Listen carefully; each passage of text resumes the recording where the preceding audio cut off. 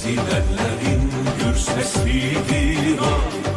Suskun dünyanın hür sesidir o. Göründüğü gibi olan gücünü milletten alan Recep Tayyip Erdoğan. Göründüğü gibi olan gücünü milletten alan Recep Tayyip Erdoğan.